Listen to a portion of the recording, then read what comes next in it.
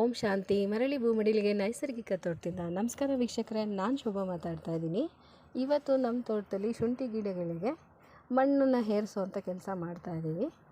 ಮಹಿಮಾ ತಳಿಯ ನಾಟಿ ಶುಂಠಿಗಳನ್ನ ನಾವು ಹಾಕ್ಕೊಂಡಿರೋದು. ತೆಂಗು ನೋಡ್ತಾ ಇದ್ದೀರಾ, ತುಂಬ ದೊಡ್ಡ ಆಗಿ ನೆರಳಾಗಿರೋದ್ರಿಂದ ನೆರಳಲ್ಲಿ ಅಪೇಕ್ಷಿಸಿ ಬೆಳೆಯುವಂಥ ಗಿಡಗಳನ್ನೇ ಹೆಚ್ಚಾಗಿ ಆಯ್ಕೆ ಮಾಡಿ ಹಾಕ್ಕೊತಾ ಬಂದಿದ್ದೀವಿ. ಬಹುಬೆಳೆ ಪದ್ಧತಿನ ನಾನು ಅನುಸರಿಸ್ತಾ ಇರೋದ್ರಿಂದ ಆದಷ್ಟು ಒಂದು 6 ತುಂಡ ಇದೆ ನಮ್ಮದು. ಏನು 1.5 ಎಕರೆ ಜಮೀನು.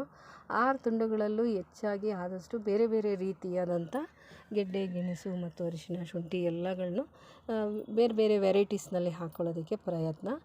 ಒಂದೇ ವೆರೈಟಿ ಅಥವಾ ಒಂದೇ ಜಾತಿ ಗಿಡಗಳನ್ನ ಹೆಚ್ಚಾಗಿ ಇಳುವರಿ ತೊಗೊಂಡು ಮಾರಾಟ ಮಾಡೋಕ್ಕೆ ಬಡ್ದಾಡೋದ್ಕಿಂತ ಎಲ್ಲ ರೀತಿಯಲ್ಲೂ ಬಹುಬೆಳೆ ಪದ್ಧತಿನ ಆಚರಿಸ್ಕೊಳ್ಳೋದ್ರಿಂದ ಮಣ್ಣಿಗೂ ಸಹ ನಾನಾ ರೀತಿಯ, ನಮಗೆ ಹೇಗೆ ಊಟದಲ್ಲಿ ಅನ್ನ ಸಾರು ಪಲ್ಯ ಸಿಗುತ್ತೋ ಹಾಗೆ ಮಣ್ಣಿಗೂ ಸಹ ವಿವಿಧ ರೀತಿಯಲ್ಲಿ ಎಲ್ಲ ಗಿಡಗಳಿಂದನೂ ಸಿಗೋವಂಥ ಪೋಷಕಾಂಶಗಳು ಸಿಗೋದ್ರಿಂದಾಗುತ್ತೆ. ನನಗೂ ತೋಟದಿಂದ ವಿವಿಧ ರೀತಿಯಲ್ಲಿ ಆಹಾರ ಸಿಕ್ದಂಗೂ ಆಗುತ್ತೆ. ಸೊ ಹೆಚ್ಚಾಗಿ ಬಂದಿದ್ದನ್ನ ಖಂಡಿತ ನಮ್ಮ ಕೈಲಿ ಎಷ್ಟು ಜನಕ್ಕೆ ಕೊಡೋದಕ್ಕೆ ಸಾಧ್ಯ ಆಗುತ್ತೋ ಅಷ್ಟು ಜನಕ್ಕೆ ನಾವು ಆಹಾರನ ಮಾರಾಟ ಮಾಡಲು ನಮಗೂ ಉತ್ತಮ ಆಗುತ್ತೆ. ನಾನು ಹೆಚ್ಚಾಗಿ ಶುಂಠಿನ ಒಣಗಿಸಿ, ನೆರಳಲ್ಲೇ ಒಣಗಿಸಿ ಶುಂಠಿ ಪುಡಿಗಳನ್ನ ನಾನು ಮಾಡಿ ಕೊಡ್ತೀನಿ.